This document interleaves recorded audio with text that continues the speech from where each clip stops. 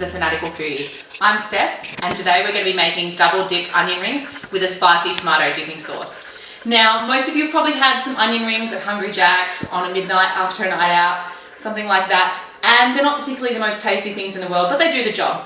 Now, I'm here to tell you that these bad boys are absolutely amazing, and they're going to be something worthy of serving to your friends as a great snack to go with watching the football or something, or as something to go on top of steak.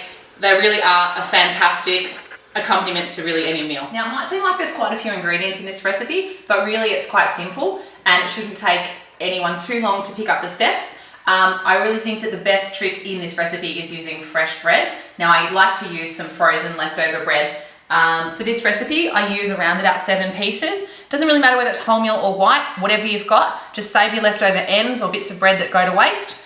And then you also really need some good quality Parmesan cheese. I like to buy the Malel shaved Parmesan, but any will do. And you'll also need approximately 3 onions to make a small batch, but obviously more depending on how much you need. Now, the onion rings also require an egg wash, which is really simple. And for those of you that have made schnitzels before, it's just milk and an egg and some salt and pepper. And then we have, for the spicy tomato sauce, just some herbs, so some parsley, some oregano and some chili. And that's pretty much it. So it's a pretty simple recipe. So let's get cooking. Now, most people really hate chopping onions, but I've learned a little trick from a few chefs along the way. You just cut the tops and the ends off there like that. And then if you just slice down, for this you can't slice down the middle, but if you just cut along just like this and use your finger and just pull off one of the onion layers, it should come off really nicely, just like that, which is great. And then what you want to do is you're going to want to be cutting the onion rings around about 8 mil thick, so just under a centimetre thereabouts. So just try and go directly down to get that nice thickness. Now, probably about 3 lots of onion rings per onion. And just go down like that. Now, you probably will have a little bit of breakage, but don't worry about that. I just put that aside. Now, you just need to be quite gentle in doing this, and you sort of work your fingers around the edge of the onion to push away the layers, and then you just put them aside. Now, it does take a little bit of time, but I guarantee you that the end results will be worth it. Just like so. Now, obviously, if you have one of these onions that sort of had little babies on the inside, just put that aside. It's probably not the best one. And again, we've just got a bit of breakage. This is just the reality of the recipe, but as you well know, onions are relatively cheap, so there's something that you can kind of play around with a little bit. So it's always a bonus. You'll notice that they're a bit misshapen. I decided to actually start cutting some of them a little bit thinner, and I think that they're going to work really nicely. But it doesn't matter. If you want a more chunkier onion ring, these work really well as well. I'm not about perfect cooking. I'm about good cooking.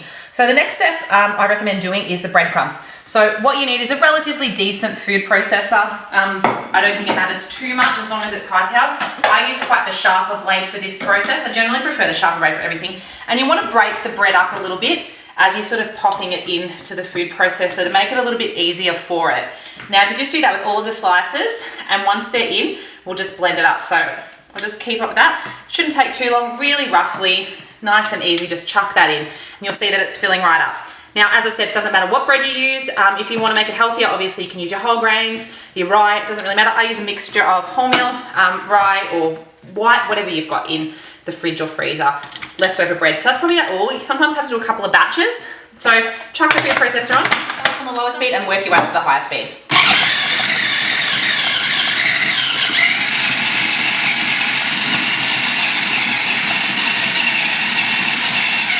Now, you might need to pulse it a few times, so I tend to pulse it maybe 5 or 10 times. Now, you'll notice that they've gotten quite fine. If you have any of like the big bits there, just chuck those out. You don't really need them. Now, next up to that, I like to add my Parmesan cheese. So I just add in a good quantity. Obviously, we're doing a couple of batches, so I'll add about half in now and then half in later. Really like shaved Parmesan. If you don't have shaved Parmesan, if you've just got the grated stuff, that'll be fine, but don't add it in until the end. And I also like to put a little bit of fresh parsley from my garden. If you have it, if not, that's fine. Just break it up a little bit to go in with the mixture. And again, ready for more blitzing.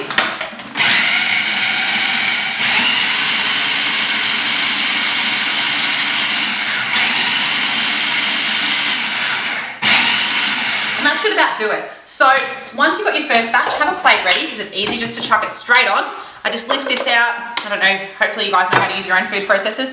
Now don't worry about the chunkier bits. They actually work really well for this recipe. Now that's probably about enough for the amount of onion rings I've got for now. You do need quite a generous amount because, as I said, we are double dipping. I'm sure most of you have probably made an egg wash, but I'll just show you anyway. So it's just 1 egg. That's all you need for this recipe. I'm not amazing at cracking eggs, but 1 egg in there. Nice fresh farm egg that I have there. Now, a decent splashing of milk. Just some salt and pepper. I like to have that pre-ready. And just whisk it away. Shouldn't take too long. Okay, once that's whisked up, we can get started. Now, the first step, as you would know if you've made it before, is to do the flour. So, a quick coating in the flour with the onion ring there. Then you want to dip it into the egg wash. And then straight into those fresh breadcrumbs. I just like to use my fingers rather than pull it over, just like that. Now we're double dipping these bad boys. So straight back into that egg wash, like so. And then in with some more crumbs. This is a messy job, so if you've got kids, this is a great opportunity for them to have a go. Otherwise, just do it yourself. You can always wash your hands. Now, I like to do these straight onto a cooling tray. Find they work really well. And I just put a bit of baking paper underneath so that there's not too much mess. You can just fold it up and chuck it in the bin. So again, straight into that flour and into the egg wash, into those delicious fresh breadcrumbs. And repeat. A little bit fiddly, but as I said, totally worth it, and don't skimp on the double dipping. So as you can see, I've got them crumbed. I've got another batch elsewhere waiting to cook as well. So it's probably good enough for around about 6 main serves if you're gonna like put 4 or 5 on a steak, or enough for 1 or 2 people for a snack or a meal. Now I'm gonna make this sauce. So I have fresh herbs in my garden. I'm really lucky, I like to grow them. Just a little bit of parsley and quite a generous amount of oregano. So when we're sort of just breaking that off, and then we're going to chop that up really finely, ready to add into the sauce. The sauces are really simple. It's got Italian-y sort of flavors, which are some of my favorite. And it's such a simple sauce, and you can kind of use it for a number of different things. So you don't just necessarily have to use it for a dipping sauce. You could use it as a pasta sauce if you made it in a bit of a bigger quantity. It's vegan, so that's great for those of you out there who are living sort of a cruelty-free sort of lifestyle. And yeah, it's really tasty, really simple, and I'm a big fan of it.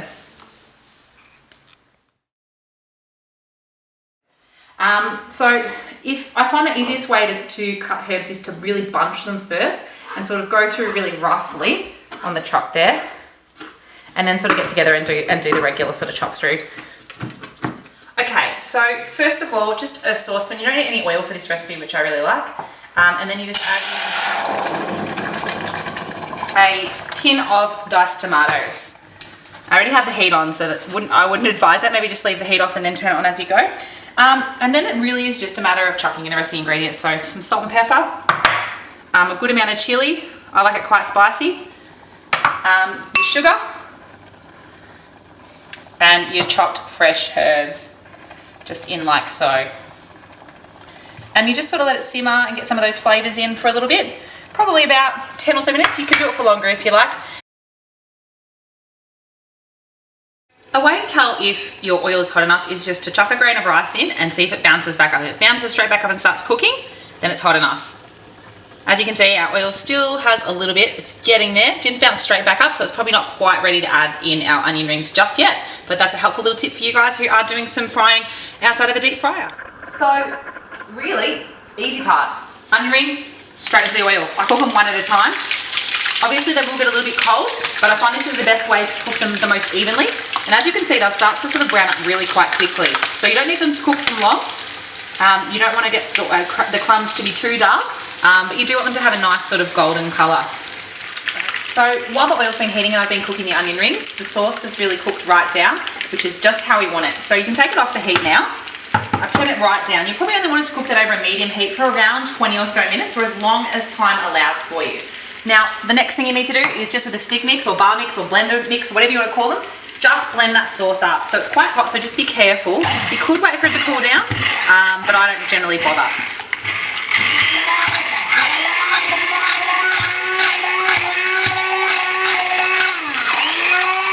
You can see, I still want it to be kind of chunky, but not too chunky. So I'm a big fan of making your food look good, but I'm also a fan of it not taking too long and it not being too fussy. I love wooden boards. I think they look great and really effective, and they're a really cheap, easy way to make your food look better. So as you can see, I've chucked the spicy dipping sauce on the plate in a little white container, and I've started to pile up the onion rings. So you can just sort of arrange them however you like, but I'm just making, you know, a sort of a bit of a pile on the board here, just to sort of add to that presentation. And they stack really easy because they're crumbed. So these are a really easy thing to plate. You can use your fingers if you like, just to get those right. So I just fiddle around a little bit, and that's it. And there we have it. We have our double dipped onion rings in a homemade breadcrumb with parmesan and parsley, and our spicy tomato dipping sauce. I'm sure my boyfriend's gonna love these. I'm sure you will too. So that's it for the first episode of The Fanatical Foodie. Thank you for tuning in. If you are interested in more videos like these, please like and subscribe to the channel. You can also find just below my Instagram link with plenty more recipes and food pictures to make you drool and hungry. Thanks for tuning in, and until next time.